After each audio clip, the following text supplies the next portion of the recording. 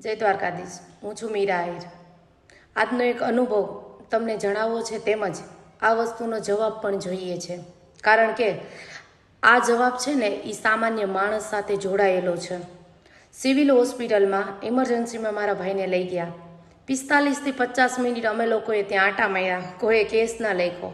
પછી એના પછી એટલો મિનિટ આટા માર્યા પછી માણસ એમ કહી દે કે અમે અમારો ટાઈમ થઈ ગયો જમવાનો, 2 વાગી ગયા છે, હવે અમે આમને ન લઈ જઈએ, અમારો બ્રેક છે, આવો જવાબ મળે અમને।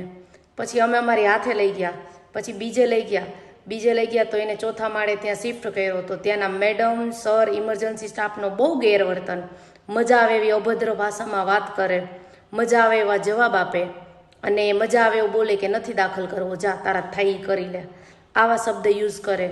તો આ વસ્તુમાં જવાબદાર કોણ? રાજકોટ સિવિલ હોસ્પિટલ જે છે એનું આ જ કામ છે? આવા સ્ટાફ સામાન્ય માણસ સાથે આવું વર્તન કરે તો શું આ ક્યાં સુધી વ્યાજબી છે? નોર્મલ પબ્લિક માટે ક્યાં સુધી આ બધું થશે? આજે અમારા ઉપર છે, કાલ તમારા ઉપર આવશે, બધાય ઉપર આવશે, ત્યારે કોણ જવાબ દેશે?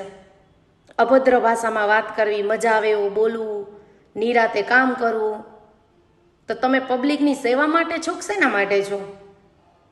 કોઈ જવાબ આપશે મને આનો?